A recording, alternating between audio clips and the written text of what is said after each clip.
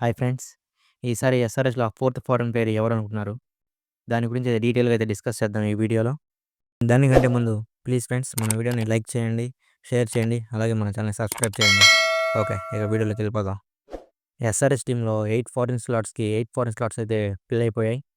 But నలుగురు మాత్రమే ఆడతారు ఫారెన్ ప్లేయర్స్‌గా టీమ్‌లో అయితే. దాంట్లో అయితే ముగ్గురైతే మనకు తెలుసు. వాళ్ళు డైరెక్ట్‌గా 11లోకి అయితే వచ్చేస్తారు. వాళ్ళ గురించి నేను పర్టిక్యులర్‌గా చెప్పాల్సిన అవసరం కూడా లేదు.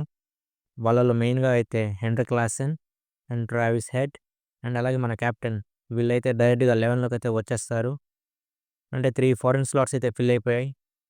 ఇంక మిగిలింది ఒకే ఒకటి. దానికోసం అయితే ఐదుగురు ఫారెన్ ప్లేయర్స్ అయితే ఉన్నారు. వీళ్ళలో ఎవరు ఆ ఫోర్త్ ఫారెనర్ అనేది డీటెయిల్‌గా అయితే ఇప్పుడు డిస్కస్ చేద్దాం. ఫస్ట్‌లీ కమిందో మెండిస్. తనకైతే లాస్ట్ టైమ్ అయితే కొన్ని ఛాన్సెస్ అయితే ఇచ్చారు.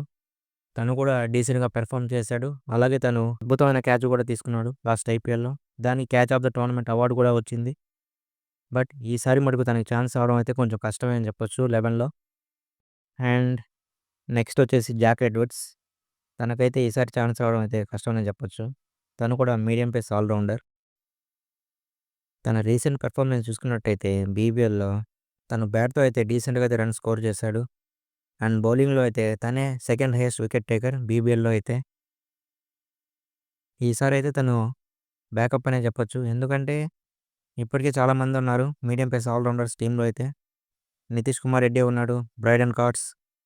సో, తనకైతే ఛాన్స్ రావడం అయితే కొంచెం కష్టం అనే చెప్పొచ్చు.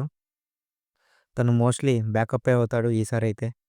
ఇక మిగిలింది ముగ్గురు ఫారెన్ ప్లేయర్స్ మాత్రమే. బట్ ఇక్కడ 2 సినారియోస్ అయితే ఉన్నాయి.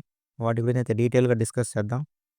మనం ఒకసారి ఈ టీమ్ ప్లేయింగ్ 11 చూసుకున్నట్టయితే ఓపెనింగ్‌లో Abhishek Sharma, Travis Head and number 3 Ishan Kishan, number 4 Nitish Kumar Reddy, number 5 Heinrich Klaasen and number 6 Aniket Verma. And main thing ఇక్కడే వస్తుంది నంబర్ 7లో లాస్ట్ టైమ్ అభినవ్ మనోహర్ ఉన్నాడు. తను అనుకున్నంత స్థాయిలో పెర్ఫార్మన్స్ అయితే రాలేదు తన నుంచి. ఆ ఫినిషింగ్ కోసమే లివింగ్‌స్టోన్ కోసం చాలా హెవీగా అయితే ఎళ్లారు. తను చివరికి దక్కించుకున్నారు. ఆ ఫినిషింగ్‌లో ఆడించడానికే 13 క్రోర్స్‌కి. బట్ సలీల్ అరోరా తను కూడా డొమెస్టిక్‌లో మంచి పెర్ఫార్మన్స్ ఇచ్చున్నాడు. ఇలాగే ఫినిషింగ్ అయితే చాలా బాగా చేస్తూ ఉంటాడు. సో, వీళ్ళిద్దరి మధ్య క్లాష్ వచ్చే ఛాన్స్ అయితే ఉంది.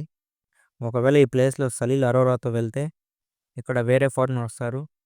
లేదు లివింగ్‌స్టన్‌తో వెళ్దామంటే లివింగ్‌స్టన్ అయితే వస్తాడు. ఇక్కడికి 4 ఫారినర్స్ అయితే ఫిల్ అయిపోతారు. ఒకవేళ సలీల్ అరోరాని గాని ఆడిస్తే ఈ ప్లేస్‌లో మనం ఇప్పుడైతే మళ్ళీ బౌలింగ్‌కొస్తాం. అప్పుడు ఇంపాక్ట్ ప్లేయర్ రూల్ ద్వారా ఈశాన్ మలింగాని తెచ్చుకోవచ్చు. ఈశాన్ మలింగ లాస్ట్ టైమ్ తనకొచ్చిన లిమిటెడ్ ఆపర్చునిటీస్ కూడా చాలా అద్భుతంగా యూజ్ చేసుకున్నాడు. మంచి బౌలింగ్ వేశాడు.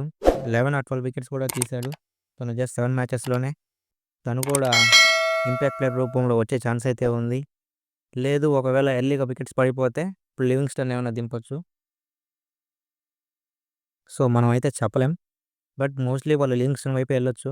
ఎందుకంటే ఆ ప్రైస్ మీరు ఫారినర్ ప్రైస్ చూసుకున్నట్టయితే ఫస్ట్‌లో Heinrich Klaasen 23 crores, Pat Cummins 18 crores, Travis Head 14 crores, then Livingstone 13 crores. అంత బడ్జెట్ తన మీద పెట్టినప్పుడు తనైతే బెంచ్ పైన కూర్చోబెట్టరు. సో, ఖచ్చితంగా ఛాన్స్ అయితే ఇస్తారు. సో, డెఫినెట్‌లీ తనకి స్టార్టింగ్‌లో అయితే ఛాన్సెస్ వచ్చే ఛాన్సెసే చాలా ఎక్కువున్నాయి. సో, దీని గురించి మీరేమనుకున్నారు? కామెంట్ సెక్షన్‌లో చెప్పండి. ఇక last and finally Brydon cars. తను కూడా ఒక మంచి ఆల్‌రౌండర్ అని చెప్పొచ్చు. తను బ్యాటింగ్‌లో కానివ్వండి, బౌలింగ్‌లో కానివ్వండి, ఆ బలాన్నయితే ఇస్తాడు టీమ్‌కి కావాల్సినప్పుడు. తను లెవెల్‌లోకి రావడం కూడా కొంచెం కష్టమనే చెప్పొచ్చు ఈసారికైతే. మోస్ట్‌లీ ఆ ఫోర్త్ ఫారినర్‌గా లివింగ్‌స్టనా, ఈశాన్ మలింగానా వీళ్ళిద్దరిలోనే ఎవరో ఒకరుంటారు. దీని గురించి మీరేమనుకుంటున్నారు? కామెంట్ సెక్షన్‌లో చెప్పండి. ప్లీజ్ ఫ్రెండ్స్ మన వీడియోని లైక్ చేయండి, షేర్ చేయండి. అలాగే మన ఛానెల్‌ని సబ్స్క్రైబ్ చేయండి. Thank you for watching.